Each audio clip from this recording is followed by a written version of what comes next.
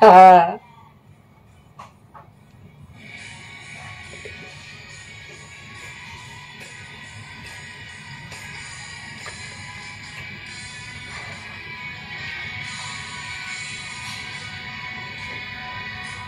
Ito ako nag-iisa, naglalakbay kami na lang ako nalalakbay. Ngunit ito'y bumabangon pa rin. Ito ako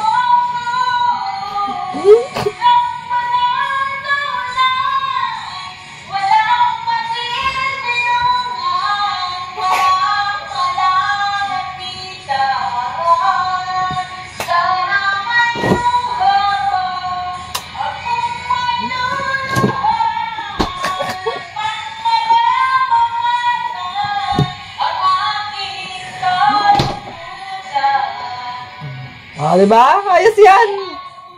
Si BSG lang yan, Ate Beth.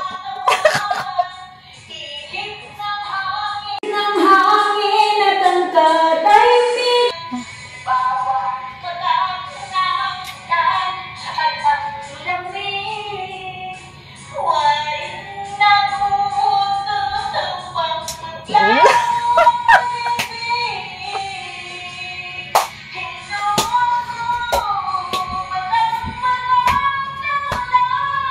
Walang pastisa yan, guys.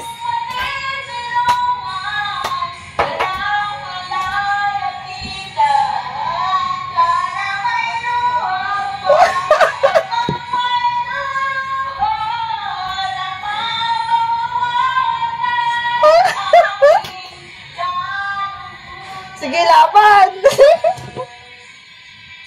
Walang ipin yan. Walang pastisa talaga yan. Oh, sabi walang pastisa dahil siya tinanggalin nilang pastisa dyan. Up and down, walang pastisa mo, sis. Nag-game talaga to si Ate Beth eh.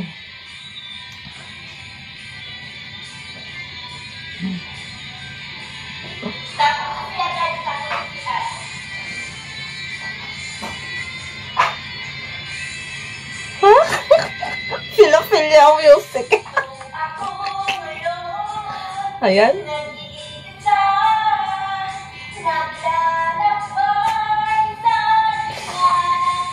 Ah, sige.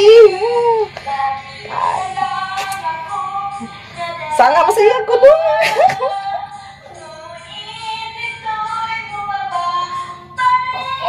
Sige. Iiri mo na.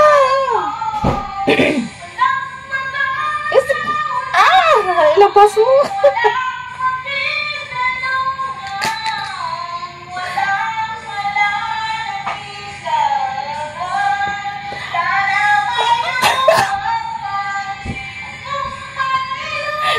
Kaya pa.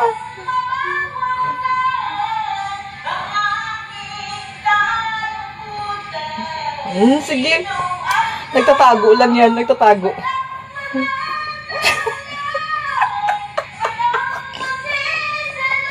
Sige.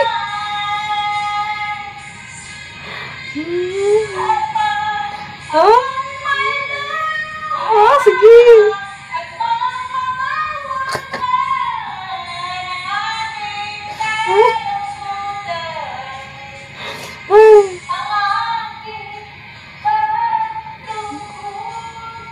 Asus!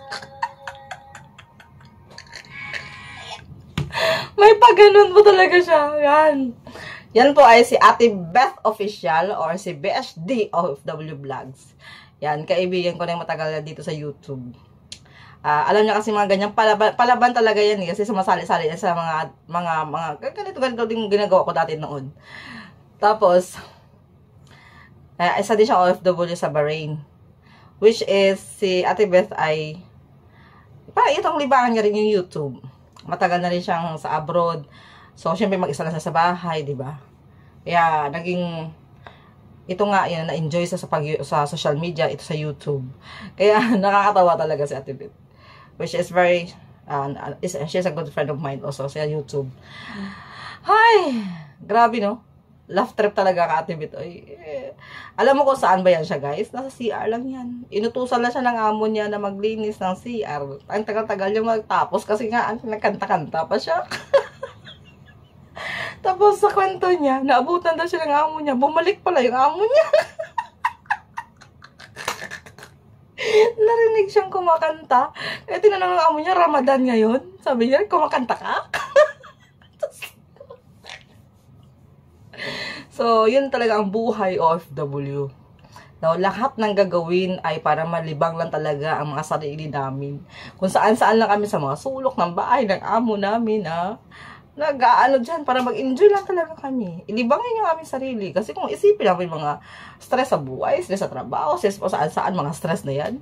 Nako, kami ang kawawa din. Kasi wala ibang tutulong sa'yo kundi sarili mo eh. Kaya, ano talaga, madiskarte lang talaga yung mga, mostly sa mga OFW.